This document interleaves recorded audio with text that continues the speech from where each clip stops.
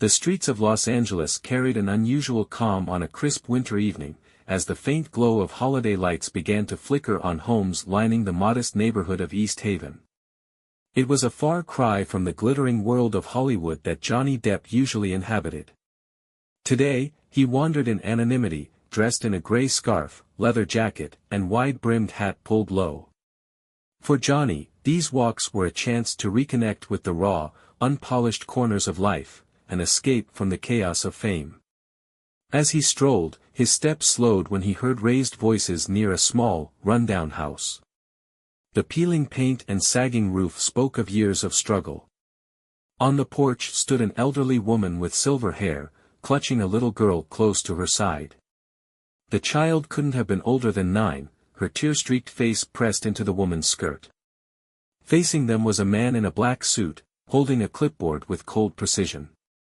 "I'm sorry, ma'am," the man said, his voice devoid of sympathy. "We've given you ample extensions.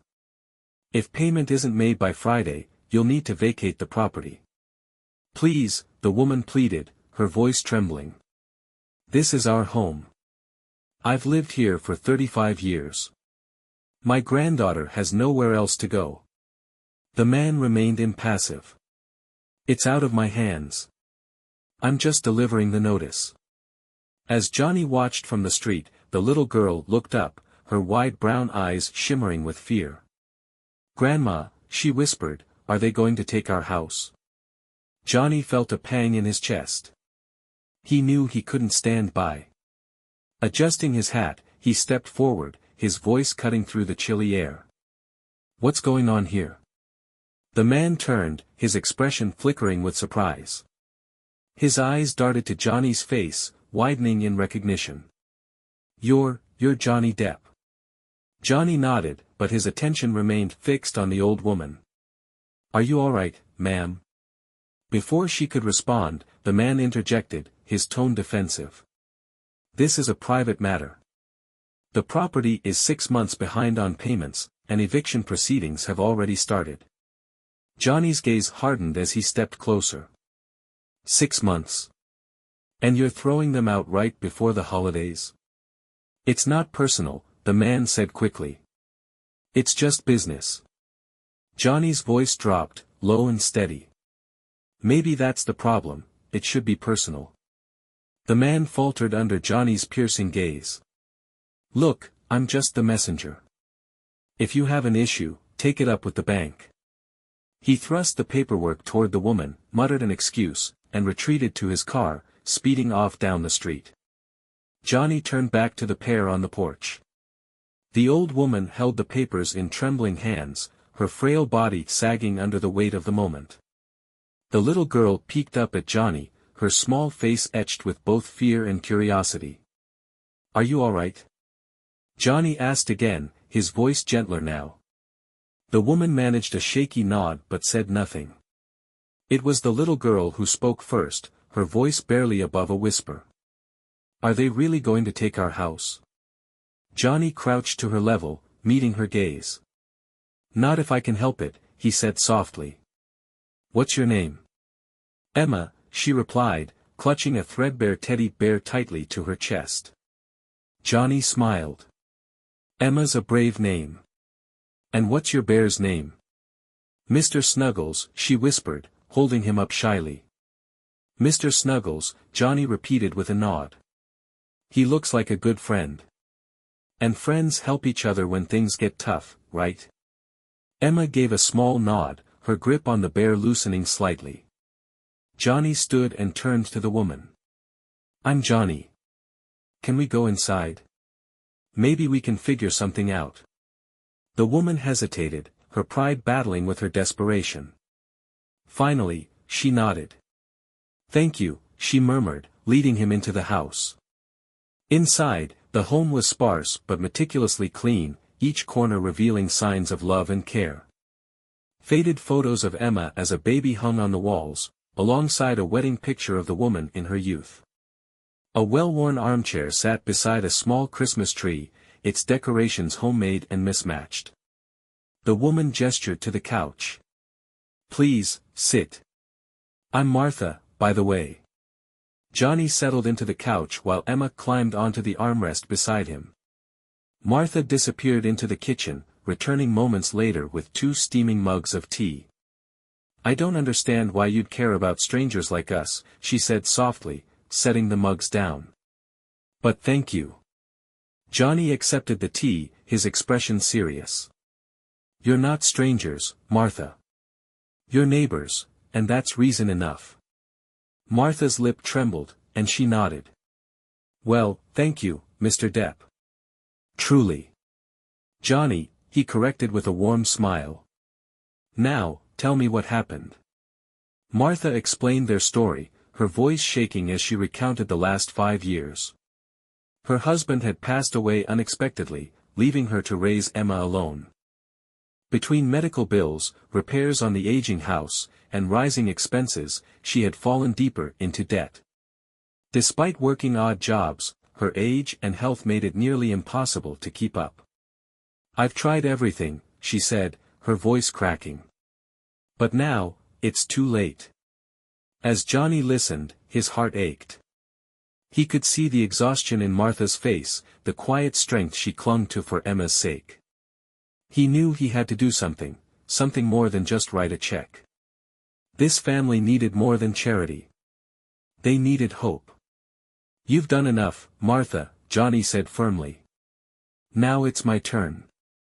Emma's eyes lit up. "You're going to help us?" Johnny turned to her with a reassuring smile. "I'm going to try my best, Emma." As he left that evening, Johnny's mind raced with possibilities. He didn't have all the answers, but one thing was clear: this wasn't just about saving a house. It was about restoring a family's faith in the kindness of the world, and he wouldn't stop until he succeeded. The morning sun crept over the rooftops of Los Angeles as Johnny Depp parked his car outside a modest office building downtown. After a sleepless night brainstorming ways to help Martha and Emma, he had made a few calls. He wasn't just here to offer financial aid, he wanted a solution that would ensure they never found themselves in such a desperate situation again.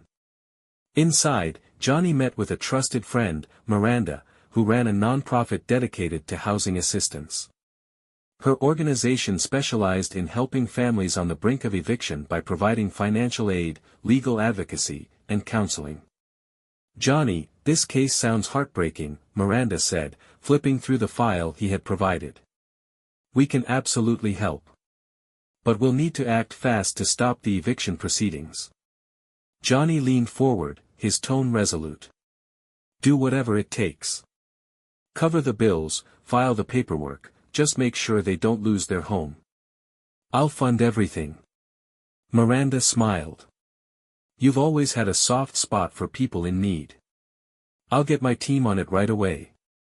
Later that day, Johnny returned to Martha's house. He found her sitting on the porch with Emma, the eviction notice still clutched in her hands like a cruel reminder of the ticking clock. When they saw him, Emma's face lit up, and she rushed to greet him. "Mr. Johnny," she exclaimed, her teddy bear swinging from one arm. "Did you save our house?" Johnny crouched to her level, a warm smile on his face. "Not yet, but I've got a plan. Can I talk to your grandma for a minute?" Emma nodded and scampered back to her seat on the porch. Johnny sat beside Martha, his tone gentle but firm. "Martha, I've spoken to some people who can help. They're going to stop the eviction, pay off your debt, and work with you to make sure you're never in this position again." Martha blinked, her expression a mixture of hope and disbelief. "But why? Why would you go to so much trouble for us?" Johnny placed a hand over hers. "Because everyone deserves a second chance, Martha. And sometimes, we all need a little help." Tears welled in her eyes as she whispered, "Thank you.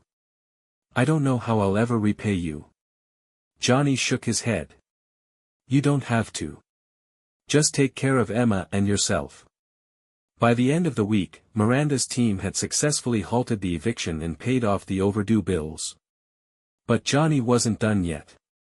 He wanted to give Martha and Emma not just stability but a sense of security for the future. One evening, Johnny returned to the house, carrying 2 boxes tied with red ribbons.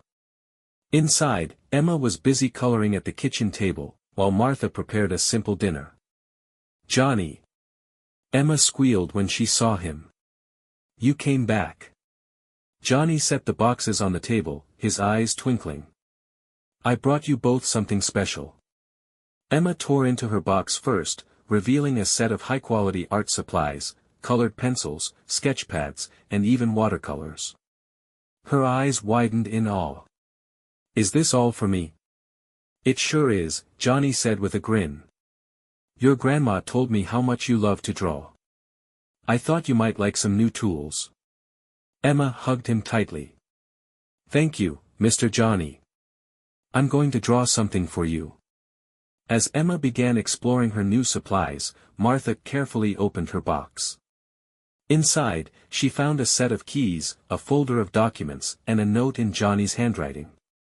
"What's this?" she asked, her hands trembling.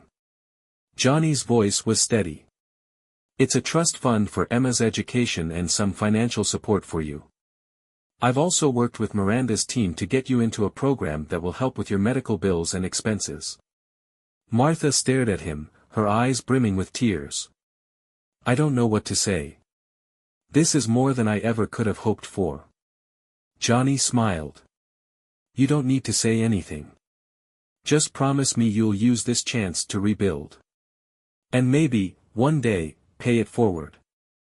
In the weeks that followed, the transformation in Martha and Emma's lives was nothing short of remarkable. The house, once a symbol of their struggles, became a sanctuary of hope.